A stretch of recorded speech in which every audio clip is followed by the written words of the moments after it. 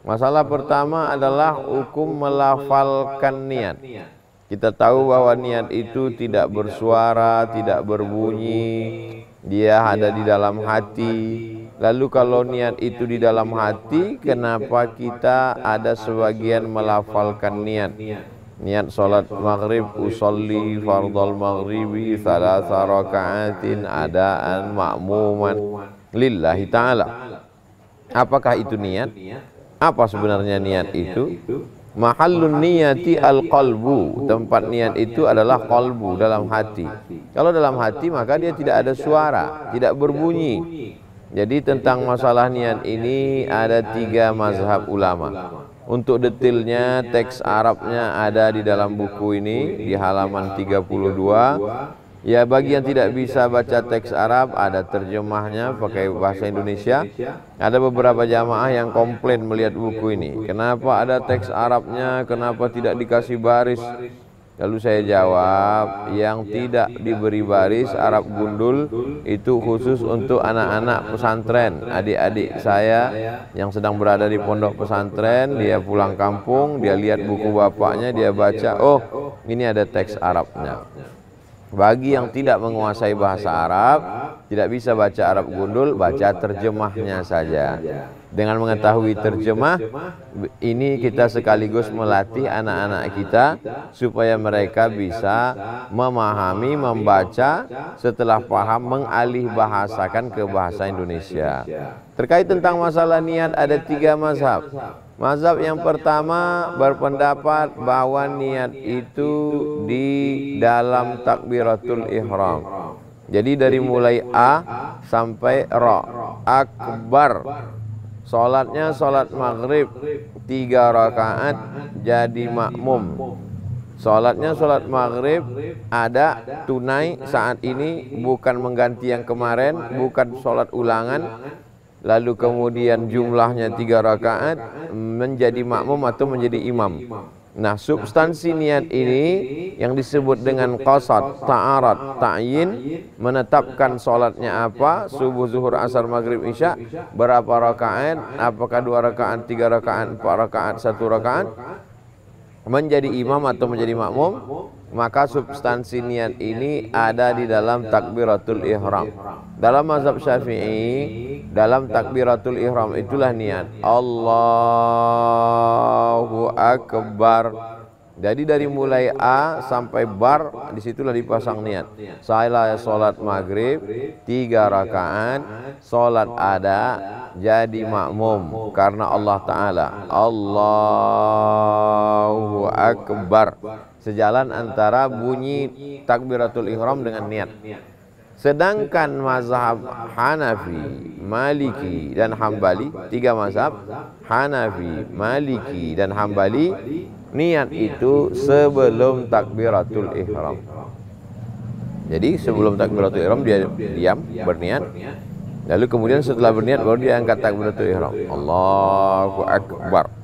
Saya mengamalkan pendapat yang pertama, bahwa berniat itu di dalam takbiratul ihram. Tapi kadang tidak sinkron antara apa yang ada di hati saya dengan yang dilafalkan mulut saya.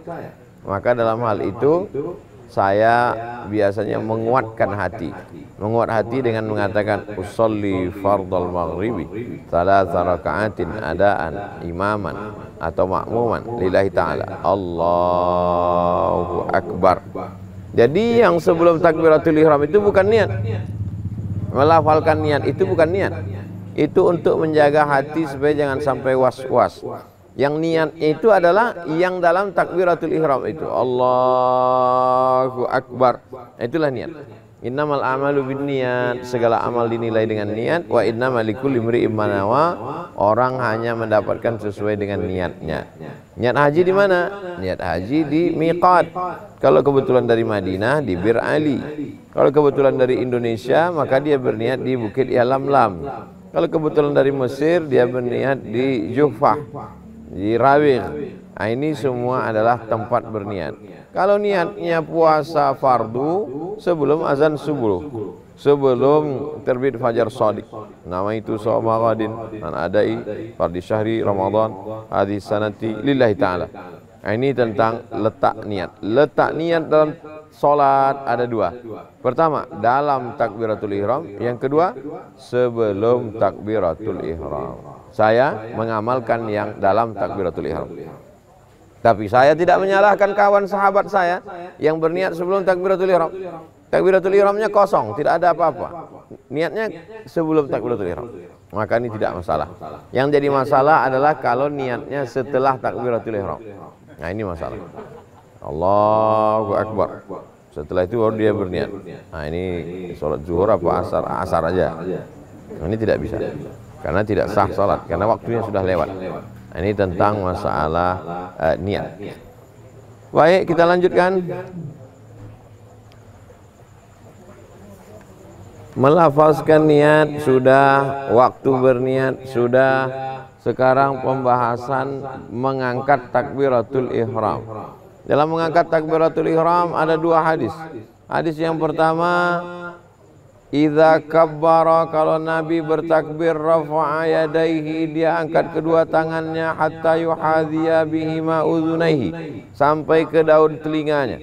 Nah, ini hadis yang pertama. Nabi mengangkat tangan sampai ke daun telinga. Allahu Akbar. Hadis yang kedua mengatakan kana yarfa'u yadaihi. Nabi mengangkat kedua tangannya hadwa mankibaihi, sampai sejajar dengan mankibaihi, bahu. Allahu Akbar. Jadi kalau kita lihat ada yang mengangkat bahu, maka dia pakai hadis yang kedua. Kalau dia pakai sampai ke daun telinga, berarti dia pakai hadis yang pertama. Dua-duanya pakai hadis. Dua-duanya ahlus sunnah. Dua-duanya ahlus sunnah wal jamaah. Jangan sampai hanya karena perbedaan lalu kita keluarkan saudara kita dari ahlus sunnah. Lalu bagaimana dengan perempuan? Nabi tidak ada mengkhususkan sholat perempuan, tapi ada kaedah secara umum, lebih tertutup lebih baik. Perempuan itu prinsipnya lebih tertutup lebih baik. Pakaiannya lebih tertutup lebih baik. Suaranya lebih tertutup lebih baik. Tempat tinggalnya lebih tertutup lebih baik. Melangkah kakinya lebih tertutup lebih baik. Prinsipnya perempuan lebih tertutup lebih baik. Maka dalam hal mengangkat tangan antara ke daun telinga dengan ke bahu, kira-kira mana yang lebih tertutup? Maka yang lebih tertutup adalah di bahu. Makanya banyak kita lihat perempuan dia sholat dalam mukena, dalam jilbab, maka tangannya hanya sebahu saja. Allahu Akbar. Tidak ada Nabi mengatakan yang perempuan sebahu, yang laki-laki sedaun telinga. Tidak ada. Tapi prinsipnya secara umum lebih tertutup lebih baik. Kaedah inilah yang dipakai secara umum, lebih tertutup lebih baik. Jadi antara dua, mengangkat tangan ke daun telinga, mengangkat tangan sampai ke bahu, perempuan lebih baik sampai ke bahu karena lebih tertutup, lebih rendah, lebih baik, afdal. Ini tentang mengangkat tangan. Berapa kali kita mengangkat tangan dalam sholat? Mengangkat tangan dalam sholat itu ada 4 posisi. Pertama ketika takbiratul ihram, Allahu Akbar. Yang kedua ketika akan ruku, Allahu Akbar. Yang ketiga ketika bangun dari ruku, Sami Allahu liman hamidah. Yang keempat ketika bangun dari tasyahud awal pada sholat maghrib, sholat isya, sholat zuhur, sholat asar.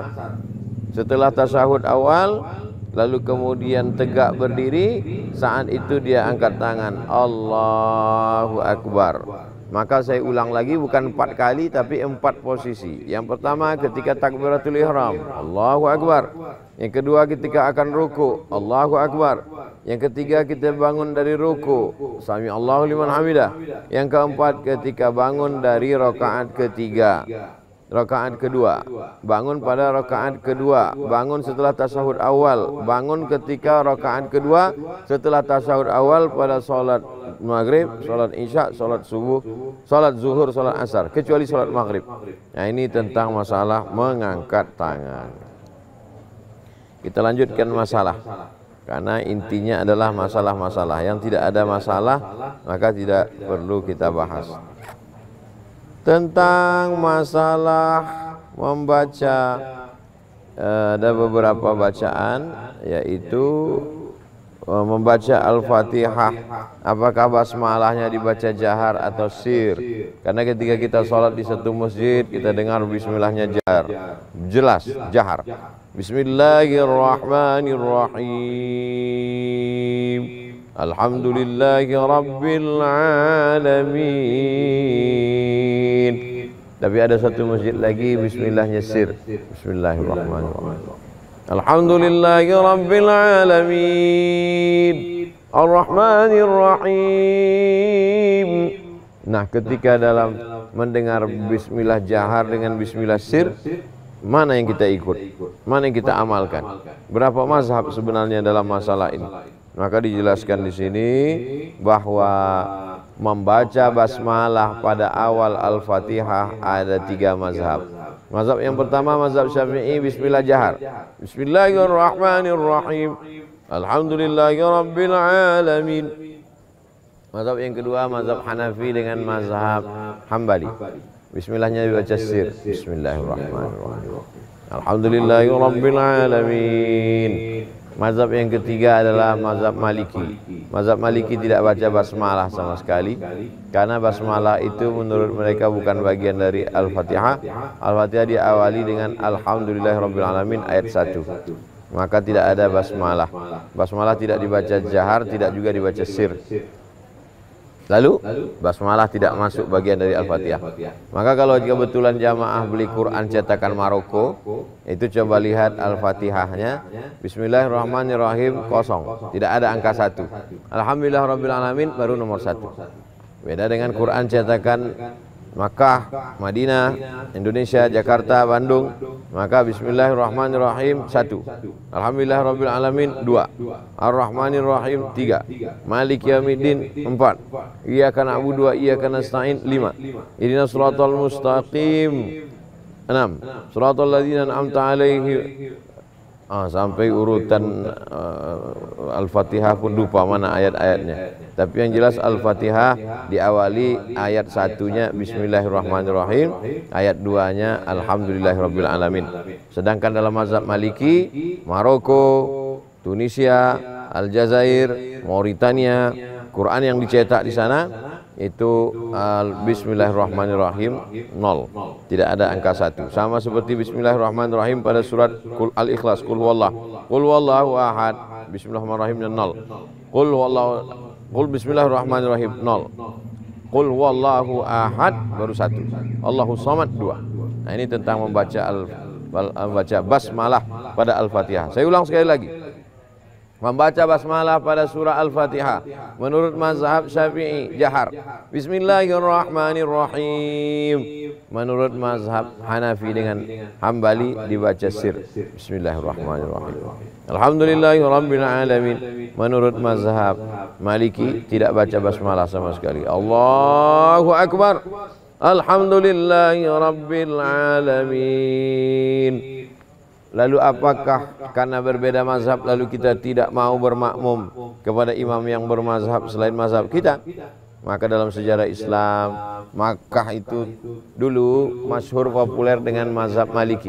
Karena Imam Malik bin Anas tinggal di Makkah, maka murid-murid beliau mengembangkan mazhab Maliki di Madinah. Maka mazhab murid-murid dari Imam Malik bin Anas, Imam Maliki, mengajar menjadi imam di Madinah, Al-Madinah Al-Munawwarah. Maka pada musim haji ada makmum yang datang dari Mesir, mazhabnya Syafi'i. Ada yang dari Baghdad, mazhabnya Hambali. Ada yang dari Mesir, berbagai macam mazhab. Ada yang dari Kufah, Irak, mazhabnya Hanafi. Karena Imam Hanafi dikuburkan di Kufah, Imam Syafi'i dikuburkan di Mesir. Maka murid-murid mereka, mayoritas masyarakat ikut pada mazhab mereka. Maka ketika musim haji, yang mazhab Syafi'i, yang mazhab Hambali, yang mazhab Hanafi bermakmum kepada mazhab Maliki. Jadi tidak ada halangan, imamnya mazhab Maliki, makmumnya bermazhab Hanafi, Hambali dan Syafi'i.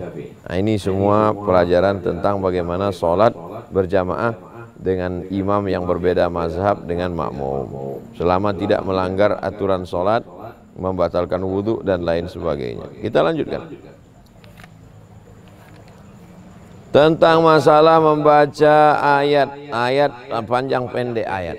Ini banyak sekarang masjid panjang pendek ayatnya tidak jelas. Sehingga ada imam yang kebetulan dia hafal Quran, dia baca sepanjang-panjangnya. Ada imam yang tidak hafal, dia baca sependek-pendeknya. Jamaah yang terbiasa pendek, ketika ketemu imam yang panjang, dia unjuk rasa minta ganti imam. Nah, ini masalah. Maka Imam Nawawi sudah membuat satu batasan bahwa ada ayat yang dibaca ayat panjang. Ayat panjang itu startnya dari surat Al-Hujurat sampai ke An-Naba. Ini dibaca pada sholat subuh dan zuhur. Lalu kemudian ada yang sedang, itu dari surat An-Nazi'at sampai Wadduha. Itu dibaca pada asar dan isya. Sedangkan yang pendek dibaca dari Alam Nashrah sampai An-Nas, itu dibaca pada sholat maghrib. Nah, ini batasan ini karena mesti ada standarnya. Kalau tidak nanti jamaah kelahi antara panjang pendek. Yang suka panjang dia tenang dengan imam itu, yang tidak suka panjang, ayat-ayat yang panjang ini mengganggu dia, akhirnya dia minta supaya imam baca ayat pendek. Nah, ini menjadi masalah nanti. Nampaknya kecil sepele tapi bisa menjadi masalah. Lalu kemudian ketika rukuk dan sujud, berapa jumlah tasbih yang dibaca? Qala Ahmadu fi risalatihi. Imam Ahmad berkata dalam risalahnya, Ja'al hadithu anil Hasanil Basri. Ada hadis dari Imam Hasan Al-Basri, dia berkata, at-tasbihut tamu sab'un. Tasbih yang sempurna 7. Subhana rabbiyal a'la wa bihamdi, subhana rabbiyal a'la wa bihamdi, subhana rabbiyal a'la wa bihamdi, subhana rabbiyal a'la wa bihamdi, subhana rabbiyal a'la wa bihamdi, subhana rabbiyal a'la wa bihamdi, subhana rabbiyal a'la wa bihamdi. 7 kali. Wal wasatu khamsun. Yang sedang itu 5 kali. Subhana rabbiyal a'la wa bihamdi, subhana rabbiyal a'la wa bihamdi, subhana rabbiyal a'la wa bihamdi, subhana rabbiyal a'la wa bihamdi, subhana rabbiyal a'la wa bihamdi. Wa adnahu, yang paling pendek, yang paling sedikit adalah salasun, 3. Subhana rabbiyal a'la wa bihamdi, subhana rabbiyal a'la wa bihamdi, subhana rabbiyal a'la wa bihamdi. Nah, ini pun juga bacaan tentang masalah sujud, tentang masalah bacaan ruku ini. Kalau kita tidak ada batasan standarnya, nanti kebetulan ada orang yang terbiasa tahajud sujudnya lama, dia baca sujud lama-lama. Nanti makmum yang di belakang komplain karena begitu bangun hitam semua dia lihat, dia sangka mati lampu padahal dia sudah hitam. Nah, ini semua penting. Nampaknya sepele, tapi ibadah tidak bisa pakai perasaan. Ibadah itu ada standarnya, ada rukunnya, ada syaratnya, ada wajibnya, ada sunatnya, ada halalnya, ada haramnya. Itu dipelajari semua dalam fikih. Maka sesungguhnya 99 tanya jawab salat ini adalah bagian dari fikih salat. Kemudian tentang bacaan ketika ruku. Bacaan ketika ruku banyak sekali. Ada yang subhana rabbiyal azim, tidak pakai wa bihamdi. Tapi yang riwayat dari Imam Al-Baihaqi, Ad-Darqutni, Abu Dawud, maka pakai wa bihamdi. Subhana rabbiyal azimi wa bihamdi. Lalu kemudian riwayat yang ketiga, subhanakallahumma wa bihamdika Allahumma ighfirli. Nah, ini banyak sekali riwayat-riwayat dari para ulama yang diriwayatkan dari Nabi Muhammad sallallahu alaihi wasallam. Kita lanjutkan. Kalau habis waktu tolong sampaikan Pak Adi Muzawir. Ketika sujud mana yang lebih dahulu menyentuh lantai? Apakah telapak tangan atau lutut? Maka di sini ada 2 hadis. Hadis yang pertama mengatakan idza sajada ahadukum, kalau kamu sujud, fala yabruku kama yabrukul ba'ir. Janganlah kamu turun seperti turunnya unta. Wal yadhu yadayhi qabla rukbatayhi. Turunkanlah 2 tangan, setelah itu baru lutut. Sedangkan hadis riwayat Wa'il bin Hujr, idza sajada, kalau Nabi bersujud, wada'a rukbatayhi qabla yadayhi, dia letakkan 2 lututnya sebelum 2 tangannya. Wa idza nahadha, kalau dia bangkit, rafa'a yadayhi qabla rukbatayhi, dia angkat kedua tangannya sebelum lututnya. Hadis yang pertama mengatakan tangan dulu turun ke bawah, Allahu Akbar. Hadis yang kedua mengatakan lutut dulu baru tangan. Nah, maka sesungguhnya dalam hal ini lutut dulu apakah tangan dulu, maka ulama membahas. Maka yang pendapat rajih, pendapat yang kuat, lutut dulu. Mayoritas ulama lutut dulu. Mayoritas ulama Saudi Arabia juga mengatakan lutut dulu. Syekh Ibnu Baz mengatakan lutut dulu. Syekh Ibnu Utsaimin mengatakan juga lutut dulu. Nah, ini karena ada satu buku yang ditulis oleh Syekh Albani, judulnya Sifat Salat Nabi. Di situ dia jelaskan tangan dulu. Lalu kemudian orang yang membaca tangan dulu. Nah, ini yang selain daripada tangan berarti tidak ikut ahlus sunnah. Padahal dua-duanya juga adalah sunnah. Maka yang paling kuat itu yang kita pilih. Pendapat yang paling kuat adalah yang turun ke bawah duluan ke lantai itu adalah lututnya. Setelah lutut baru tangan. Jadi urutannya lutut, tangan, baru kening. Jangan gara-gara ini tidak mau ikhtilaf. Satu ulama mengatakan lutut, yang satu mengatakan kening. Dia keluar lalu dia buat sesuatu yang tidak sesuai dengan tuntunan dari Rasulullah sallallahu alaihi wasallam. Ini tentang masalah ruku, tentang masalah sujud, mana yang lebih dulu turun supaya kita tidak menjadi konflik, menjadi masalah. Lalu kemudian ketika bangun dari sujud, setelah bangun dari sujud itu ada namanya jilsatul istirahah, duduk istirahat. Nah, jadi tidak langsung berdiri tapi istirahat sejenak baru dia berdiri. Allahu Akbar. Ada namanya jilsatul istirahah, yaitu duduk istirahat sejenak supaya menguatkan tubuh. Tapi ada riwayat juga yang mengatakan bahwa Nabi melakukan itu ketika badannya sudah mulai berat. Adapun ketika beliau masih muda, masih kuat, dia langsung saja tegak. Allahu Akbar. Tapi ketika beliau sudah tua, maka dia duduk sejenak. Duduk itu disebut dengan jilsatul istirahah, yaitu duduk istirahat. Lalu kemudian meletakkan tangan ke lantai saat akan bangkit ke atas. Jadi ketika dia mau bangkit ke atas, dia letakkan kedua tangannya ala rahatihi, pada telapak tangannya. Allahu Akbar. Dia tegak ke atas. Nah, ini tentang masalah pendapat setelah sujud mau bangun ke atas. Kemudian tentang masalah salawat. Maka dalam membaca salawat ini, dalam mazhab Syafi'i dibaca Allahumma sholli ala sayyidina. Menggunakan kata sayyidina itu untuk menunjukkan bahwa Nabi Muhammad itu pemimpin kita. Kita tidak sebut Allahumma sholli ala Muhammad karena ada adab fauqal ilmi, adab sopan santun tata krama di atas ilmu. Tak ada gunanya orang banyak ilmu tapi tidak beradab. Orang beradab kurang-kurang ilmu bisa termaafkan. Beradab kepada Nabi adalah dengan menyebut Allahumma sholli ala sayyidina Muhammad. Bagi yang tidak mau mengucapkan Sayyidina Allahumma sholli ala Nabiyyina Muhammad, terserah. Tapi tentang mengucapkan Sayyidina juga ada dalilnya. Apa itu? Ana sayyidu waladi Adam. Ana, saya, sayyidu waladi Adam, pemimpin anak cucu Adam, pemimpin manusia. Maka Nabi mengatakan, ana, saya sayyidu, pemimpin. Maka kita pun menyebut dia pemimpin. Allahumma sholli ala sayyidina Muhammad. Ya Allah, limpahkanlah salawat kepada pemimpin kami Nabi Muhammad sallallahu alaihi wasallam. Ini tentang masalah menyebut sayyidina. Kemudian tentang mengucapkan tasyahud, maka menurut mazhab Maliki ketika tasyahud itu dia menggerakkan jarinya dari awal sampai akhir untuk menguatkan hatinya, mengusir, menghalau setan. At-tahiyatul mubarakatuh salawatu thayyibatulillah. Assalamualaikum ya Nabi wa rahmatullahi wabarakatuh. Dia gerakkan. Adapun mazhab Hambali menekuk jari kelingking dan jari manis melingkar. Jari kelingking, jari manis, jari tengah melingkar. Melingkar ibu jari dengan jari tengah dibuat melingkar.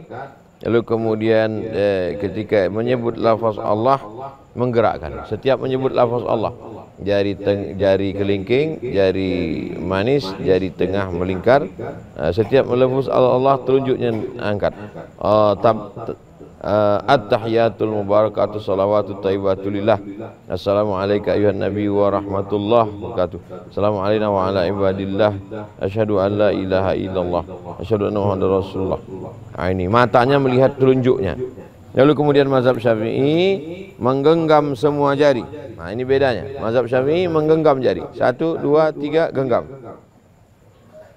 Lalu kemudian telunjuknya menunjuk dengan telunjuk pada lafaz illallah. At-tahiyatul mubarakatuh salawatu thayyibatulillah. Assalamualaikum ayuhan nabi wa rahmatullahi wabarakatuh. Assalamualaikum wa ala ibadillah sholihin. Asyhadu an la ilaha illallah. Jadi pada mazhab Syafi'i telunjuk diangkat hanya pada lafaz illallah dan tidak turun lagi sampai salam. Nah, ini tentang masalah tasyahud. Ya? Baik. Lalu kemudian doa sebelum salam. Doa sebelum salam, Allahumma ighfirli ma qaddamtu. At-tahiyatul mubarakatuh salawatu thayyibatu lillah. Assalamu alayka ayyuhan nabiy wa rahmatullahi wa barakatuh. Assalamu alayna wa ala ibadillahi sholihin. Asyhadu an la ilaha illallah wa asyhadu anna muhammadar rasulullah. Allahumma shalli ala sayyidina Muhammad wa ala ali sayyidina Muhammad kama shallaita ala sayyidina Ibrahim wa ala ali sayyidina Ibrahim.